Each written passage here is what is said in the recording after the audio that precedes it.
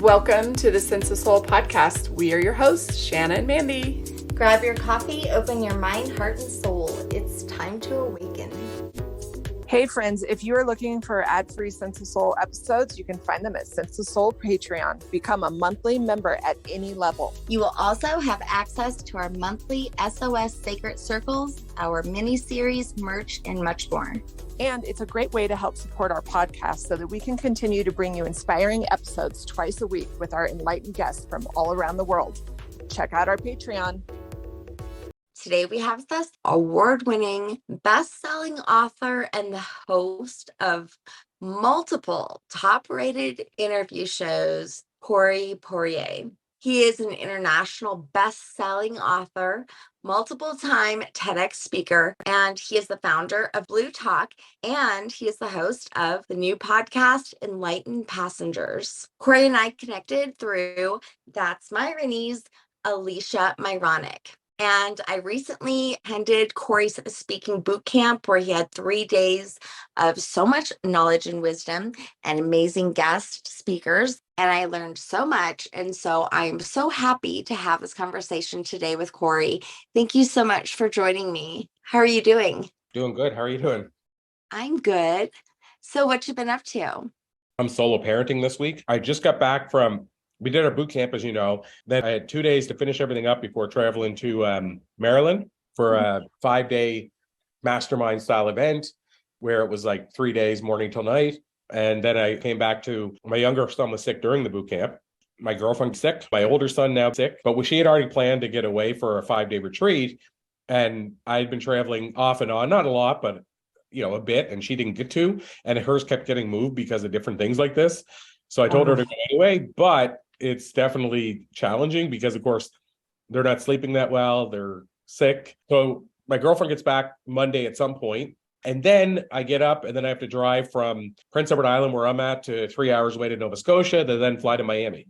So, man, you're just making my head spin. That's a lot, Corey. Thank God you haven't gotten sick through all of this. Your vibe is keeping you going and probably fighting against any sicknesses, protecting you and keeping that immune system strong. Absolutely. Because I know for myself, I've experienced that, especially it's like these high vibe conversations. I think you're right. I always tell people that I take vitamin P. I say vitamin P is the only vitamin you can't buy in the store. It's probably the most important vitamin you'll ever take. And what P stands for is purpose. And I think to your point, that's what keeps me sick less often, helps me battle it a little bit more, all that kind of stuff. So I agree. Yeah. What I love about you, Corey, is that you've talked to so many people. I think that through that, you've experienced that there's a connection between spirituality and science, and they're much like our guests. They're all over the place. They're all, they're not just spiritual. They're not just business. They're not just, motivational speakers, this and that. I bet you've learned a lot having such a wide variety of different people you've interviewed.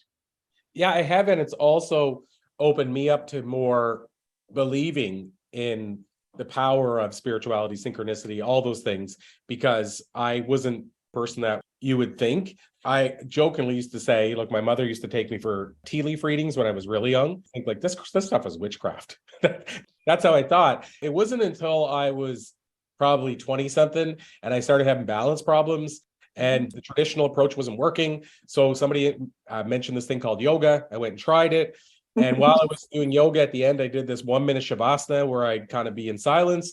And then I was like, whatever that 1 minute is, I go just for that now. That's a long way to say that's sort of what brought me around, Shanna, to believing there might be more here. Because previous to that, I wouldn't have even thought you could sit in silence. Like I didn't even know what that could have meant. I wasn't the traditional like, oh yeah, I'm all in. I totally agree. Yeah. So first of all, your mom must have been totally cool. Yeah, she still but she has, at this point, I would guesstimate over 500 tarot decks. Oh my gosh. How very cool is that? So then you didn't grow up then like in a Christian household or? No, so I grew up in a household that was like, let's go to church on special Sundays. If you've ever heard of, I don't know if it's a term worldwide, but catechism. Have you ever heard of that term? Yeah. Oh yeah. Okay. Yeah. So I went to catechism until grade 8, but it wasn't like my mom saying, I follow this, so you should. It was, I think, more my mom saying, I should give you the option. But the reason I bring that up is because she wasn't going. Like, so it wasn't like I would never go so far as to call my mother religious in any scope, but she at the same time, like, she believed in the idea that whenever somebody passes away, you definitely go to the church and say your goodbyes, and you go through all the normal things that you would go to in that church, versus like just kind of saying, I don't believe in that. Like, she believed in it, but it was like almost, I don't want to say at a convenience, but it was at certain times. It was probably a condition thing in her. Like, and same with my grandfather and grandmother, they didn't really go to church that often, but they would go like the Christmas Sunday, and they'd go certain days. I never forgot that. And then the catechism, like I said, I would even, like, after school, I would take the bus there. Like, she was not like active in it, but I think it was just more like, I think she did tell me to go, but it was more like, again, conditioning that I think you should experience this and you can choose for yourself after that. My parents were the exact same. In fact, my dad, you hardly ever go to church, but then he would call me like on Good Friday and say, do you want to come over for fish? You shouldn't eat meat today, something like that. And then it was interesting because when he died, that was the one thing he made sure that he got to do his last rites, and they called in a priest and everything. So like there was this just in case. You just nailed it perfectly. I think that should be a term, just in case religious moments. I've talked to some priests and pastors and rabbis, and their churches are getting a little less full. Their seats are becoming empty because of these conditioning rules. I hate to say it, but all of a sudden, it's funny how the rules sort of bend whenever there's, for lack of saying it, I mean, there is money still involved. And, when you have a church that you eventually have to close the doors on because you don't have anybody there, I think the money comes back in, and then it comes into, well, what rules are we okay bending a little bit? And you know what? I do see the need for community. I do. And I don't want to lose that because I see it. So it's such an important thing. And you have such a community, and you're a networker. And I see that that's important to you. Were you always like that? Were you always like this guy, like getting everyone together and organizing things? Was everyone always kind of attracted to you and magnetized to you? Because I feel like that's the energy you put off today. I don't, it's a hard thing to say about the energy side of it. So I'll put it this way. I was an extrovert, and I think I was liked decently well, in the sense I was like that guy that I think everybody was like okay with. Like, everybody was like, hey, it's him. I wasn't like the most popular kid in school, but I also wasn't the least popular kid in school. I was somewhere in the middle, and I was an extrovert. So I think I fit in well, but I don't think the person people were drawn to, if that makes sense. But I think it was more so not to do with energy as it was to do with, because of that age as kids, it's more, for lack of a better way of saying it, people are often drawn to the people that are popular because they look at that as that person can get whatever the something is. Yeah, true. Like, I didn't have that something they were looking for. And I think that's a magnetism or a charisma, is the being popular, even if you don't choose to be popular, or even if you're popular by design, or whatever the reason is, there's a certain, like, it's like I always say, like, if Al Pacino, I believe this within every ounce of my soul, if Al Pacino were to walk into any restaurant in the world, and you didn't know who he was, never heard of him or anything, you would still turn and go, who's that guy? Like, I believe there's an energy, like a person could decide whether it's because of everything he did with acting and what he's grown into because of that, or is it that he always had that anyway? I don't know the answer. No, but I have a kid like that. Since he was little, people would say that he had charisma. I think there's many actors that would walk in and you go, no, you wouldn't even look. And I don't mean that in a derogatory way, but I'll give you examples. Paul Rudd. I think Paul Rudd is just your regular dude guy. And that's a compliment to him. But what I mean, I don't think you'd walk in and you go, who is that guy? And the funny part is, I said Al Pacino. I don't even know if you'd say it with Robert De Niro. He doesn't come across as that. But there's something about Al Pacino to me that has this like, hoo-ah, like just this, I don't know, something about him. And I think there's just certain people that kind of have that. Johnny Depp, I think, has that. That's a rough thing to say right now, given recent Johnny Depp. But I think you're so right. It made me wonder that, because it was intriguing, because I mentioned the school popular thing. That's where that came from, is that I'm wondering if it was because like the kids were popular that they had this extra charisma, or was it that's how they got popular, because somebody saw like they have some extra impact. And again, that's even a touchy area to go to, because a lot of times those same popular kids were the ones that bullied other people and all that other stuff. So it's not like me saying it's a positive or a negative, just that I do feel there's certain people that just have something that you turn to. And this is a full rounded way to come back to say, I don't think I was that person. Like I didn't have that when I walked in the door, people said, who's that guy? But I did have I like this guy. I want to hang out with him for a bit. I was the same. But, I was friends with everyone. Like back in the day, I feel like we had more cliques. We had the stoners, the preps, the jocks, the cheerleaders. I was like the preppy girl that smoked on the side of the building with the stoners and stuff. And I feel like that's what makes Mandy and I, which I wish she was here with us, we are both very good at kind of being a chameleon. So no matter who comes to our house, and I feel like you are in my house right now in some way, you're in my space, we can connect with you on the level that you're at and make you feel comfortable. And it's not something manipulating either. It's something natural, right? I think it can be used for manipulation, but I can see how that could be used. I don't think I'm a good salesman because I probably can't connect to that, but I can see how it would be used for that. But do you feel like you're like that you can actually shift from your last conversation and connect there and then come to me in my house and meet me where I'm at? So this is interesting. You had me, there's so much there that you have me three directions going. Oh, I want to go here. I want to go here. I'll say two perspectives, at least on that side, is that, so I come from a sales background. It's funny you said sales.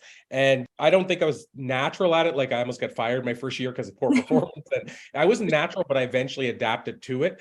But interestingly enough, so the answer is yes, I believe that I can be in a conversation over here and literally turn to the next person and so I could be talking to one person over here about movies and TV and music. And then I could turn over to this person and talk about insert whatever here, spirituality, let's say, or to some degree, religion. Like maybe not with somebody who has read the Bible 50 times, but at least have a conversation. And so I believe like with those three, I could go to each of those three almost without missing a beat in a core of 10 minutes in those three. Now, but what's helped me do that, so this is the bigger part, is, and this ties into what we were talking about that whole, what makes a person when somebody walks in go, who is that guy? The reason I think I can shift those conversations is because of what actually helped me become better in sales, which was learning about personality types. So learning that if I'm talking to somebody right now that's high energy and talkative, whatever, then I'm beef it up.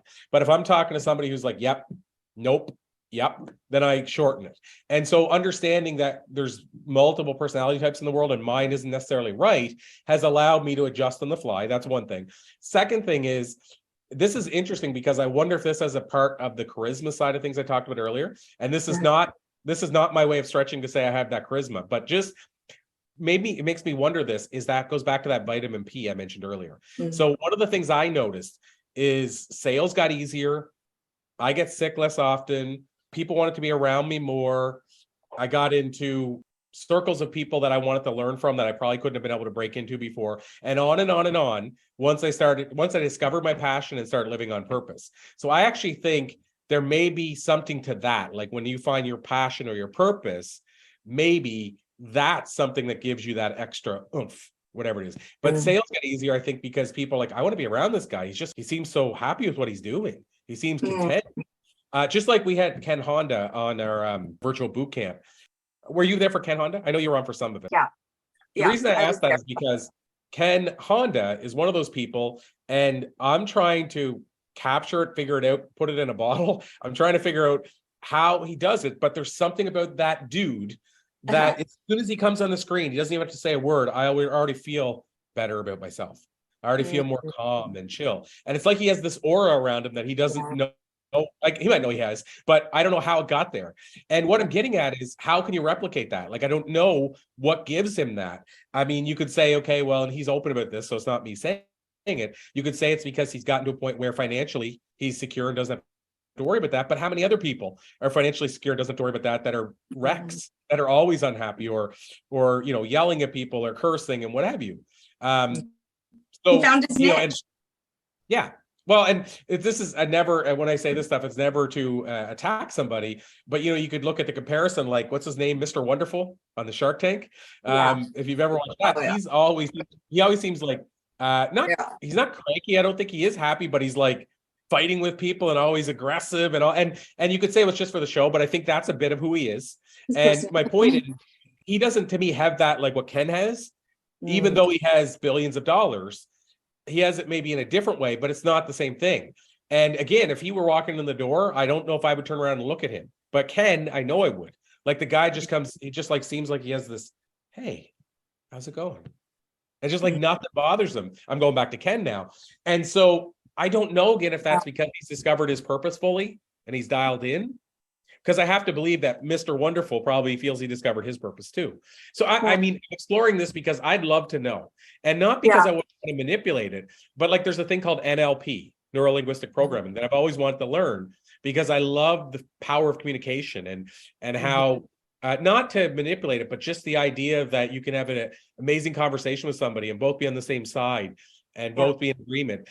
And so I would love to figure out how to unravel this thing that, you know, that I started maybe a few minutes earlier about the idea of what is that thing that draws people to you. And I think passion is one part of it, but maybe there's 5 things. I don't know. Maybe it's like freedom and peace of mind, freedom to do whatever you want, whenever you want. Maybe I was about to say that you're very open. So the openness you have to have, you cannot be like one side or the other and be able to do that. Because then you're only speaking to one audience is going to be this one. Absolutely. And maybe that's it too. You know, maybe that is part of it, the openness. Like, and that's what I'd love to do. But I'm one of those people that I'll never promote it as something until I've done 6,500 interviews and I'm still not ready to say what creates this thing we're talking about right now, this invisible essence. But maybe we're onto it. Like maybe those are 3 of the things. I'd love to find the combination. I think experience is a big one too, because you know what, as you were talking, and I know that you've had say 6,500 interviews. That's so many. But you know what, I have coached and have 4 children and was always involved. And I think that because of the experience that I've had with so many different personalities, and it's because I'm a people person too. And I think that one of your gifts is that you're a people person. You like people, not just one type. You want to know people. And through that, you have helped people. So it's interesting that because your desire to know people and understand people and meet people and, you know, find out how what's up with this guy? Like, how did he get to where he is? That's molded you into helping others. I've listened to your episodes on so many different shows, and they're inspiring. You bring out a very beautiful thing out of people. Oh, well, thank you so much. You just made my day and maybe my week.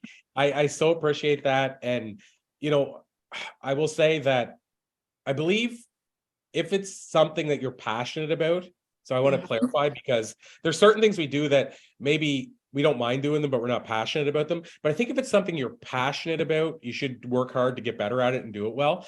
And so I'm passionate about learning from and bringing stuff out of people that they haven't shared before, because I take it as a personal challenge. If I'm interviewing somebody, Lisa Nichols, for instance, for those that are familiar with Lisa Nichols, she was featured in The Secret. She's been on Oprah, Super Soul Sunday.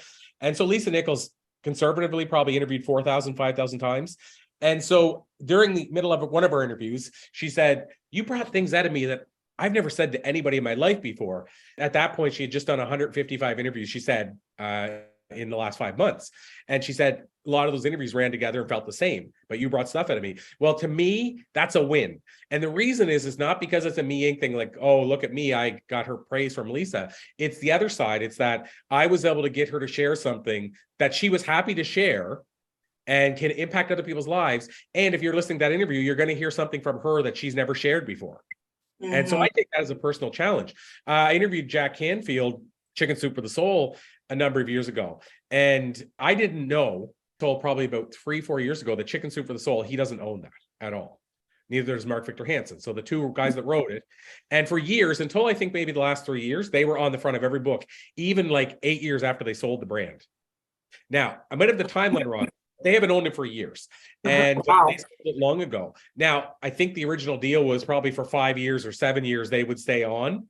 So it would still be seamless transition. But if you go look now on the website, whoever the lady, her and her husband, I think, bought the company, you'll see her name. She's the curator. Her name's on the front of every Chicken Soup now. But the reason I bring that up is because I'd done it 2, maybe 3 interviews with him, and he had never said it. Nobody had ever said it. And then a friend of mine did train the trainer with him and his team. And she said, well, they don't own that anymore. You know that, right, Corey? And I said, I do not know that. And my point is, I went to my next interview, and that was kind of a goal. I said, I want to get Jack to share that if he's comfortable sharing it. Because I thought, well, nobody shared it. So obviously it's not like let's tell everybody. Like maybe part of it is like, he gets the benefits, obviously, of people still associating with him with that brand. And like on his website, you won't find where, and then when they sold the brand, like it's not on there. So what I'm getting at is I'm like, that'll be cool if I can get him to say it in an interview. And I don't mean get him to say it like trick it out of him, but just if he says it. And so bottom line is my next interview, of course, he came out and said it.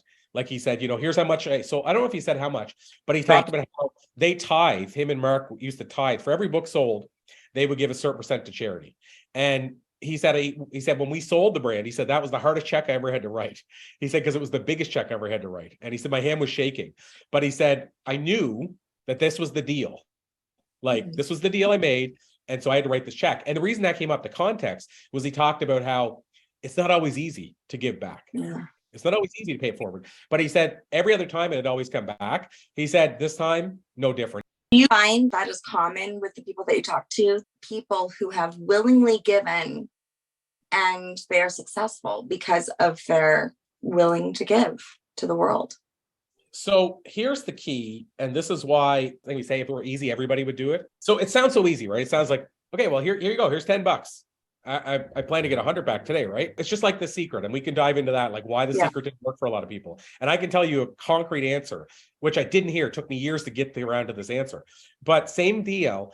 Why it's so hard, what I've discovered. So yes, first part of your answer. Yes, I've discovered that a lot of these top influencers give more than most people. They understand that it's important to give back. And some of them come from a place of much was given to me, so I need to give back. Now I say this, Shanna, I want to make it clear that not everybody does. There's always goods and bads, but I just mean a lot of the people I interview tend to be givers. However, here's the hard part. That's the easy part. I think what's harder, and I see this a lot, is them giving back of themselves. Going to a soup kitchen, for example, and putting in their time, because their time a lot of times is more valuable than money. But go back to the original point. Yes, I find a lot of them give in whatever way the giving is. But here's the thing that most people find hard, is they give knowing they may not receive. Meaning, and say, if it doesn't come back, it's still good enough. In other words, if I give, if nothing comes back to me, I still am broken even. The intention behind it is without any expectations. 100%. And that's a key part of it. And why that's so hard is it's the psychological side. Because as a giver, as a person who's trying to do it, to manipulate it, to get money back. I remember one time, Dr. Greg Reed, who does a lot of stuff with the law of attraction, he said to me, his friend described it as like when you do give without expecting to receive, it's like a fan. No matter how much you throw at it, it comes back again to you. And it makes me think of the Seinfeld thing, where Seinfeld had an episode where it always bounced back. So like threw a $20 bill at the window as a joke. And then he grabbed an old jacket and put his hand in his pocket, and there was a $20 bill. Yeah. And so I do believe that happens. It truly is magical how it happens. But here's why it's a struggle. And I can, if you want, I can tie this into The Secret too. But here's why it's a struggle. The reason it's a struggle is because our subconscious mind knows whether we're giving without receiving, without expecting to receive. So it's easy enough to say, I'm okay with it. But your subconscious mind knows the truth. True. And do I believe in manifestation first? Yes, check, I do. Do I believe in the law of attraction? Check, yes, I do. So first, let's get that out of the way. I'm not trying to detract from it. Having said that, the reason I think there's a two-part reason. The reason I think, first of all, The Secret didn't work for everybody that thought it would, because millions of people discovered The Secret and not millions of people discovered unlimited abundance. I think it's because The Secret was limited to the amount of time they could make a movie out of. And they realized in a documentary, it was better to put the sexiest stuff in. But the problem is the sexy stuff didn't include the rolling your sleeves up and taking action. So I always say that what was missing from attraction, which is ironic because it's in the word attraction, is action. So I think the law of attraction needs the law of action. And so it needs to be in motion. So I think what happened is a lot of people saw The Secret. There was a literal genie in there rubbing a lamp saying, give me my wish. Or another one saying, oh, I wanted this. And then I came outside and there was a car with a ribbon around it and somebody gifted it to me. And so people thought, I just have to put it up on a wall and look at it. And Lisa Nichols said the greatest answer to that, greatest rebuttal to that I've ever heard. She said, it sounds great in theory, but if you have the greatest vision board in the world, you put it up next to you on a wall in your living room, and you sit and watch TV and you look at that vision board 3 times a day, study it, whatever. If you do nothing else but look at that board at the end of the day, end of the year, when you get up and stand up for the couch, you know what you're going to have? The only thing you're going to have is a lump in your couch. No action. And so it doesn't happen that some people put it out to the universe and it comes back. Yes, we all know that. But what I'm getting at is that for most people, they're not taking the action. So why did it work for some people, not others? Maybe because for them, they saw the action. Like they saw, here's what I need to do. They saw it coming. So if they're more clairvoyant or they saw it more, excuse me, they might say, okay, well, this is an opportunity I should jump on. So they said, well, it came to me, but maybe it's just because they saw it and took action. But there's a lot of people, and I always love that, that there's a great story I heard. I think it's like an urban myth or whatever, or one of those like just riddles or whatever. But it was the story about this guy that was asking whoever, higher power, God, what have you, for $5,000, need it desperately, whatever. And then a vehicle shows up to his house with a whole bunch of cans and recycling and all that. And the guy says, hey, do you want this? And he said, no. And anyway, long story short, 3 things show up at his house. And then finally he has this conversation with his higher power and said, hey, I asked you for money. Why didn't you help me? He goes, I tried and you kept giving it back. Wow. But he couldn't see that it was coming to him in different forms. And the recycling was more than $1,000, was part of the story.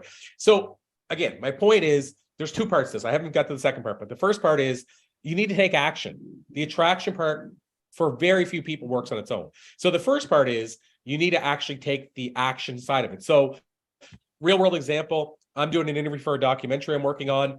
Supposed to do an interview with this UFC guy in Miami. He gave me the wrong address by accident. I went to the wrong address. Then I said, hey, here's what you sent me. He goes, oh, sorry, I sent you the wrong address. I said, well, how long is it going to take me to get to the other side? He said, probably an hour and a half. I said, can you wait? And he said, yeah. And I got about 5 minutes away and he sent me a message, said, sorry, champ, something came up, had to bail. So my interview was canceled. And I thought, well, I'm in Miami. I can go to the beach and make lemonade if I have to. But I got a message like half hour later from my good friend Tiffany. And she said, hey, remember that guy I wanted you to interview for that documentary you're working on? I said, yeah. She said, remember I told you he lives in Toronto now? I said, yeah. She goes, well, him and his girlfriend split up and now he moved back to Miami. I know you're in Miami right now. Would you be willing to interview? His day got moved, everything. Like literally, she's reached out and he said, oh my God, I had 3 things and they all got shifted. And my afternoon was free. And then so we did an interview at a music studio because he's a producer. And I bring this up, Shannon, because that all sounds awesome. And that's all, whatever we want to call it, a synchronicity, or a friend would call it a irony. Yeah. Whatever you call that doesn't matter because none of it happens if I don't say, yes, I'm in the sense that I could have said, yeah, that sounds awesome, but can we do that later? I'm going to go to Miami. I'm near the beach now. And I was like literally at parking. I had a towel. I was going to the beach, but I took action. And by the way, the end of that interview, he said, who else can I link you up for this documentary? And I said, well, we just met. I don't want to abuse that. He said, well, how about I'll text you if I come up with somebody? Sounds good. I get to my hotel. I had a text on my phone. I still have it somewhere here. He said, for that documentary, how about Les Brown and Bob Proctor? Oh, wow. And he sent me a message. He sent a message to both of them and they said, anything for him, I'm in. And of course, this is the late Bob Proctor now. But I never would have had those 2 interviews. None of that would have happened if I wouldn't have taken action. So everybody hears that story and they all think synchronicity. Yeah, it's synchronicity, but what did you do about it? And so, and not only that, I have a book where I write synchronicities because I believe that you need to tell the universe, I want more of these. And when you write them down or you at least thank the universe, you get more of them. So that's part 1. I'll give you part 2 easier, why I think this law of attraction was a struggle for so many. The second one is because what you're trying to manifest, most people don't believe they really have it. So what do I mean by that? What do people say after that? What do people say you should do with the law of attraction? I am a confident millionaire. Who knows you're not? Your subconscious mind. Feel it. I know I am, but your subconscious mind doesn't feel it.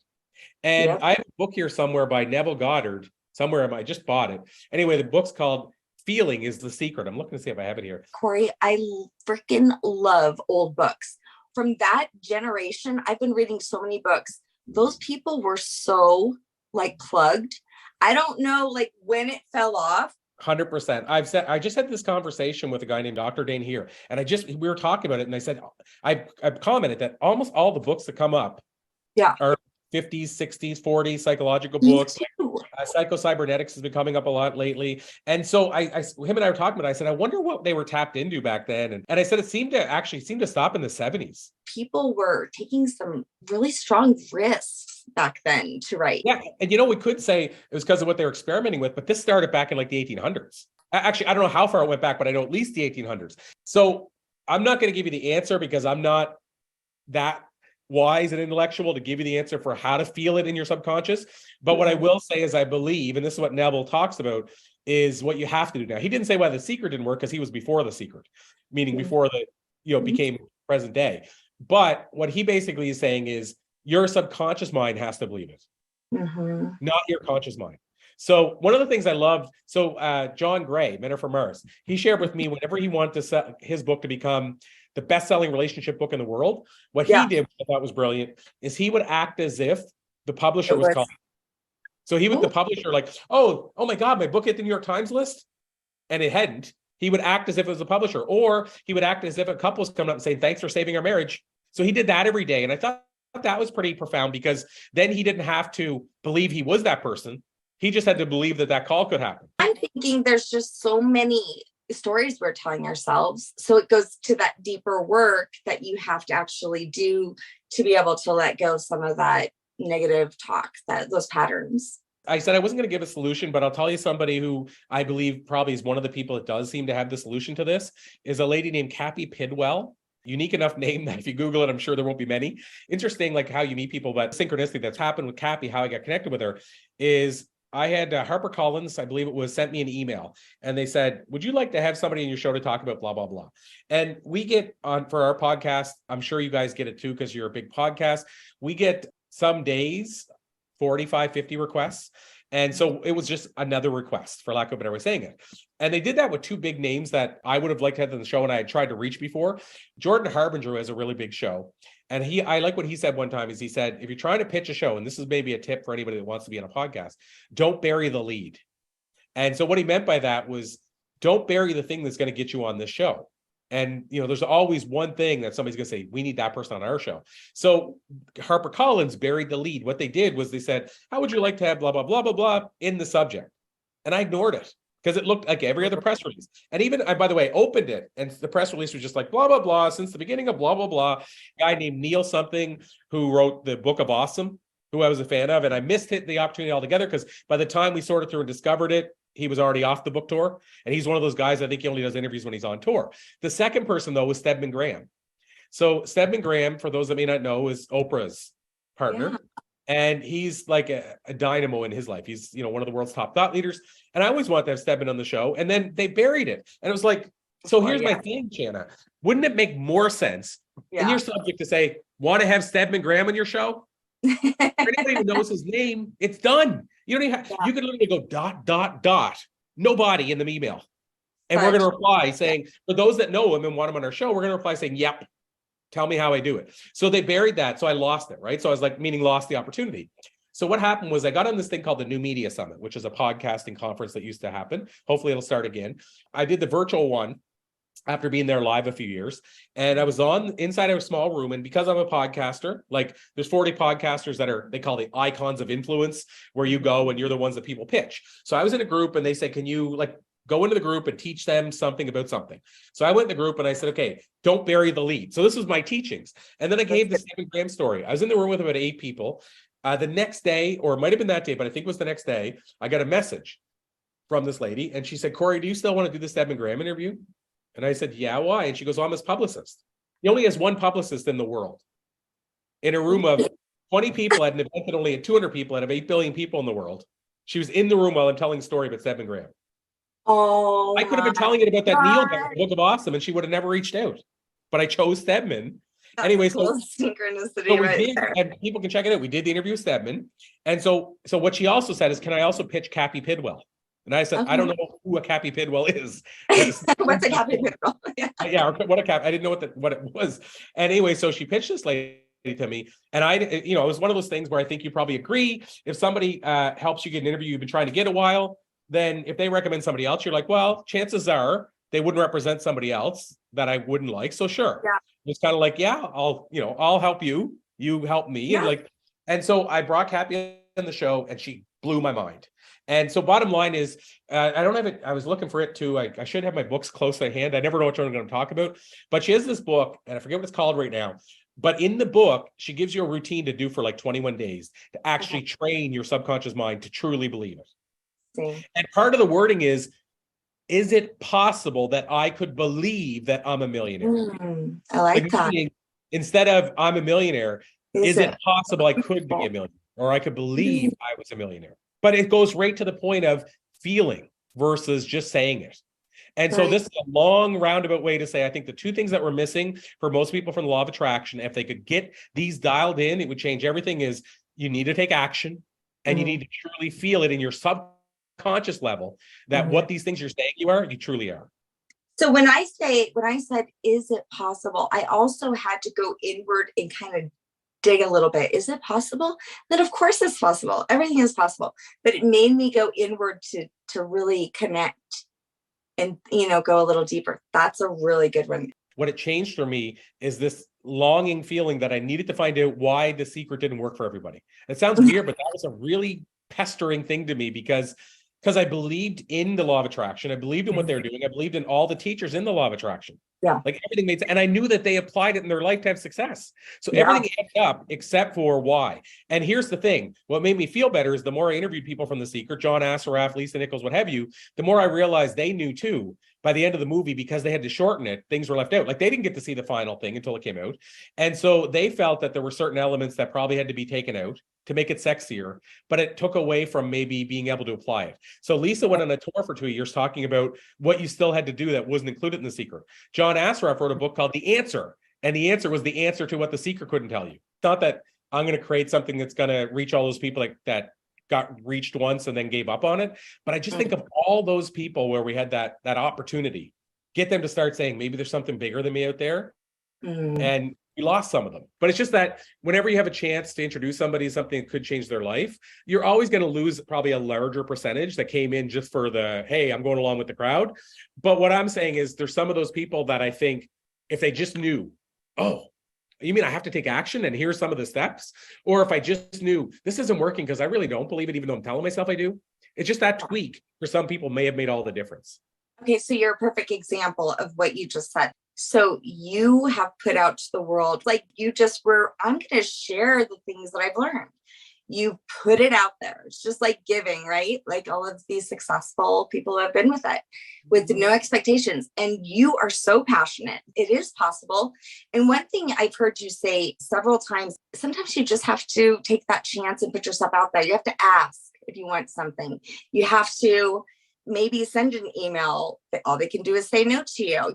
My dad always was a big believer in asking for help and connection and working together and teamwork. You are a great example of that, Corey. Well, first of all, thank you so much. And I will say, if people want strategy around how to do that, there's a great book by Mark Victor Hansen and Crystal Hansen that's called Ask.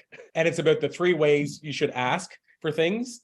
And more often than not, you'll get what you're asking for. But what makes me think of is this boot camp we just did. There was a lady in the boot camp. She just shared with me in a voicemail that she put out to the world that she wanted to do something. But we had somebody on our event talking about a thing that was upcoming. And they were going on this, retreat type thing. And it was this once in a lifetime type thing. So this girl at our boot camp put it out there that she wanted to go on to that retreat. And she put it out on Facebook or somewhere and said, this is something I want to do. Maybe I can manifest it in the next couple of years, like maybe the next time they go or whatever. Long story short, somebody actually reached out to her privately and has gifted her the money. What? And now she's going on this adventure. Well, guess what? I've heard a story like this too from your boot camp. Oh, wow. Yes. Wow. I have a good friend who actually I had as my guest. And she actually was gifted from her coach, her boot camp. What? Wow. Yes. Your boot camp had a lot of great connections.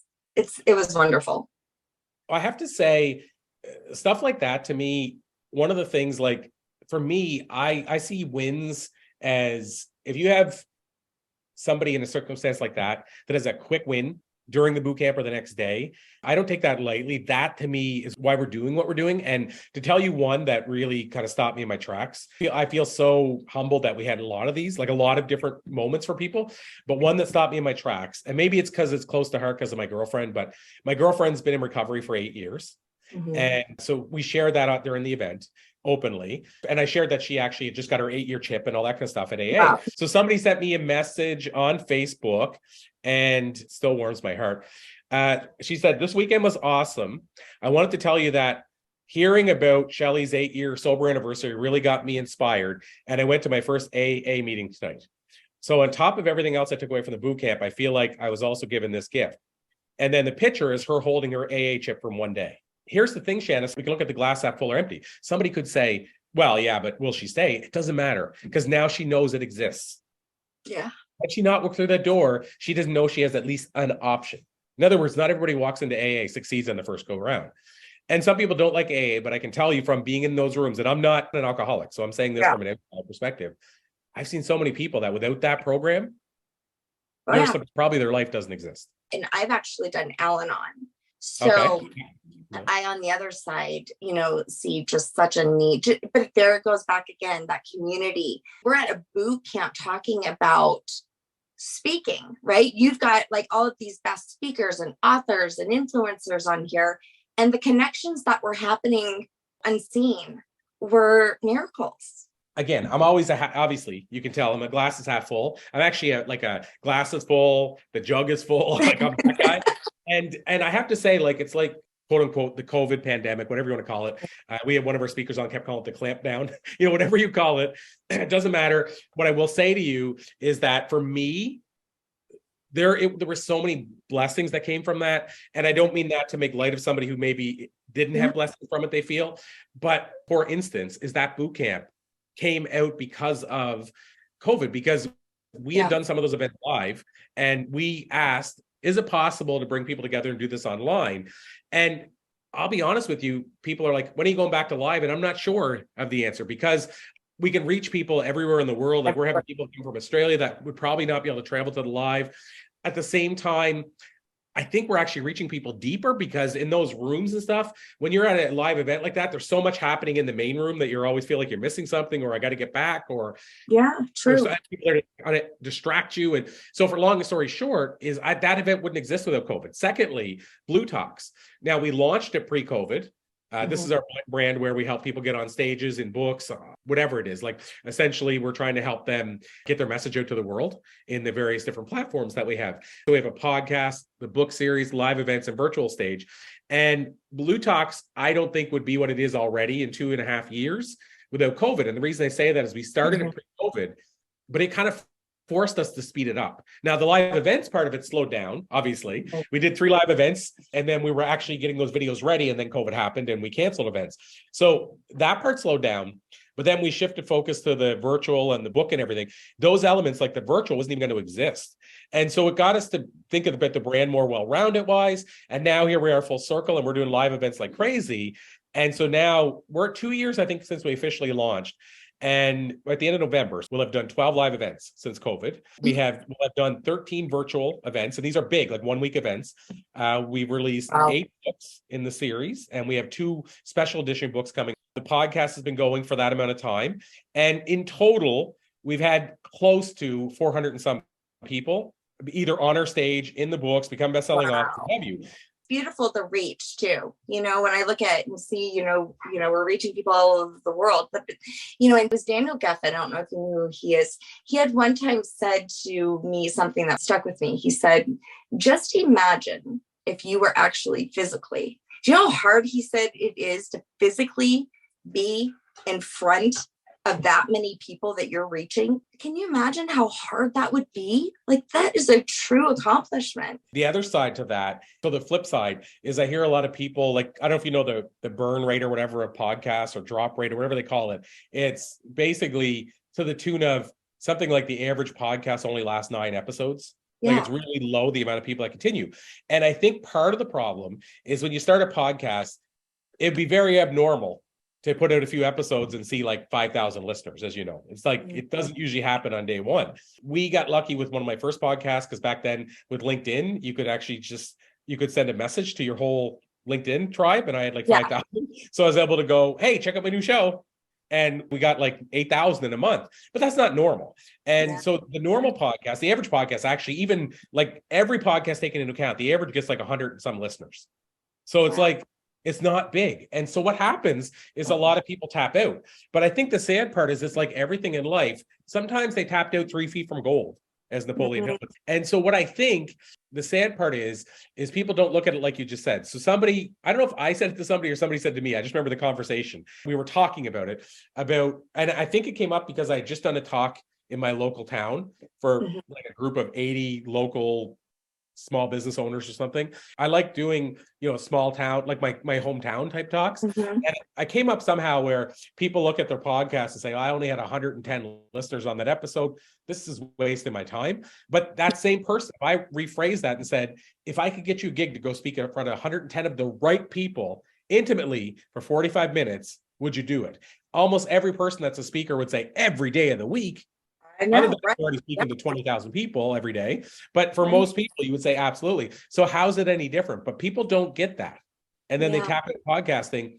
And just when they're doing this, and this, unfortunately, could be like they had 15 listeners. Now they have 32, but they don't realize you're starting. Like 15 to 32 could be 15,000 to 32,000 next year. It's interesting too, looking back at the law of attraction and what you were saying, our expectations was hope that this falls on the ears that need to hear. That was our desire that we're putting out to the world. So we were so connected to that passion and purpose. And I think that authentically has to be there. 100%. I think you have to be in it for the right reasons. And then you can have great goals and you can have big wishes and things you want to have happen. But I think it has to start with you're doing it for the right reasons. Yeah. I think it all comes back to that, like this Enlightened Passenger show that we've been mentioning that I put out, that show was for the right reasons. And there's 2-part reasons to that. One is I wanted to know what people would say. Like I wondered what I would say. And so I wanted to know what other people would say to a passenger on a plane, a stranger that leans over and says, hey, do you got any life advice for me? I wanted to know that answer. And I thought other people would probably like to be in on that conversation of what a top influencer would say to somebody on a plane if they only had 5 minutes to share something with them. So that was what drove it. And then the secondary, meaning I had a goal as well, is I'm releasing a book in probably March called The Enlightened Passenger. And so originally I thought this was going to be a short run show where like I would do 12 episodes to promote the book and what have you. But it happened because the show is short. It's only 15-minute episodes. I started getting yeses from people I could never get yeses from before to be on the show. So like Neil Donald Walsh and Deepak Chopra and Jake the Snake, the wrestler, Jake the Snake Roberts, and Dr. Christiane Northrup. And so all of a sudden I'm getting yeses where it was no before. And then I'm like, well, I guess we got a new show. The very first episode with Neil Donald Walsh, I mean, I was crying, Corey. I loved that episode. And now it's time for Break That Shit Down. So I was thinking about Break That Shit Down with you, but I decided I wanted to ask you what it would be that you would say to someone next to you on a plane. Well, thank you so much. And I did wonder when I would get that question because I used to ask I still do. I asked a time machine question that I've asked that one like thousands of times. I'll give you a little teaser, but I won't say much more about it. But there will probably be a time machine project, maybe a documentary coming in the future because we've asked that question so many times. But it took like maybe, I don't know how many times I'd asked it, but it feels like maybe 2,000 times before anybody asked me. I thought it would happen before that. And this one, you got me way earlier. Like, this is like, I've only asked the question about the passenger probably less than 50 times. So kudos to be the first one. So my answer, I believe in going immediately to what popped in my head. Like, what was the first thing as you were asking the question, it popped in my head. And so I could go way beyond this, but I think I have to simplify and go right to this, is I would say to that person, everything, and it kind of going full circle to my vitamin P. Everything in life is better when you're living on purpose. And so what I would say to that person is you need to find your purpose. I have a book called The Book of Why and How, and I teach strategy around how to find your passion. And people often wonder, like, the two different words, why do I use them interchangeably? They're not interchangeable. I believe passion's what you do, the thing. Purpose is why you're doing it. But I've learned that the cheapest and shortest gateway into a purpose is through passion. Like, if you find something you're passionate about, eventually you start going, ooh, I'm doing this because of that. Oh, wait a minute, that might be my why. And so I found that one's the gateway to the other more often than not. Some people find their purpose right away, but I find most people have to go through their passion to get there. And so what I would say to a person is find something you love, start doing it more. And as you start doing it more, it'll eventually become apparent whether or not this is your calling. And if it is, do it more and more. If it's not, keep doing it because you love doing it and find another thing until eventually you find a why that's bigger than you. Because if you find a why that's bigger than you, you'll figure out every how in life. And not only that, you'll be, and I go back to the earlier, get a full circle, you'll be happier. More people want to be around you. I wake up every day pretty much with a smile on my face, so I can say almost every day. I'm to the point where I've said to people, I put it out there, nobody's ever cashed in yet. I said, if you ever find where I'm like literally unhappy and cranky to people and what have you, I'll hand you $1,000. I'll go to the bank and withdraw $1,000. Nobody's cashed in yet. I've often said to people as well, you catch me, like people say, how many hours do you work a week? And I said, I don't know, but if you catch me working, you let me know and I'll stop. Because I don't feel I've worked in years. I retired at 20 once I found what I love. And so that's a long way to go back to the point, is I would say, you need to find out what you're here to do, whether you find it through me, you find it through somebody else. You need to do that, whatever it takes, because it'll make everything better. And honestly, Shanna, I could go one by one, but it'll make everything better is the best way I can do it. And the hardest part for me telling people that, I already know this too, is that if you don't know how it feels, you don't realize what you're missing. But what I can say is, if you've ever seen a kid that loves Christmas, that's what I feel every day when I jump out of bed. So if you want to be that kid that actually loves Christmas, like whatever that feels like, you don't have to love Christmas. You might have reasons you hate Christmas, but I'm saying if you want to be like, if you want to feel like that kid that falls over his feet, get down the stairs at 3 a.m, go open his presents, that's what I feel like every day. And so I would say to that passenger, find the thing that makes you do that. I'm so glad that you did. Thank you so much for coming on and sharing your wisdom. Gosh, you're fun. So thank you, Shanna. This has been an absolute blast and a pleasure. Yes, and I do. I love your new podcast, Enlightened Passenger. Why don't you go ahead and plug yourself with all of your amazing shows that you want to throw out there, your websites, and whatever you got going on next? I think only two places I'd probably send people is two things I mentioned. And of course, as you mentioned, we have a few things on the go, but I would say Blue Talks is one thing. And that really is for somebody that feels they have a calling and a message they want to get out to more people. If that's you, and especially heart-based people, whether it's entrepreneurs or just people that really feel I have this message and I want my legacy to be out in the world in a specific way. I always say, think of TEDx meets Chicken Soup with a Soul. We've often said Chicken Soup and TEDx got together and had a soul child. We'd probably be that child. If you want to get your message out on stages, in books, all that kind of stuff, that's one option. And I would say the easiest way for that, I mean, we have bluetalks.com, or you could literally just reach out to us. So if it's cool for me to give an email, that's usually the easiest. So email address is pretty easy. It's conversations with an S, with leaders with an S at gmail.com. So conversations with leaders at gmail.com. And then, so that's for Blue Talks. The only other one which you mentioned was the Enlightened Passenger. That's a totally different thing. If you want to check out that show, we always guarantee it to be less than 25 minutes each episode. Peopleonplanes.com. Again, peopleonplanes.com. That's the website. And Shanna, the reason for that is I felt that a lot of people typing quickly would misspell passenger like me. Or sorry, enlightened. So whenever I was first registering it, I misspelled it. And I'm like, this is my show. And if I can't spell it right the first try, and it's because, I type quick. And so I would type it wrong, but I'm like, I don't want to make people have to think through it. What's the spelling of this?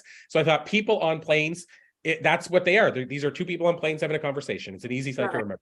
Well, listeners, go to it. Let's listen to it. I look forward to who's next, what's next. So we're going to have you in the show soon too. So that's going to be cool. I know. I can't wait. People actually have to tune in for your episode, but you guys will let them know about that part and we'll make sure we tell the world.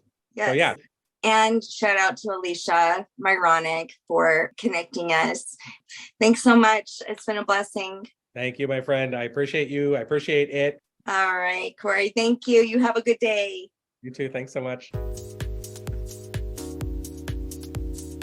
Thanks for being with us today. We hope you will come back next week. If you like what you hear, don't forget to rate, like, and subscribe. Thank you. We rise to lift you up.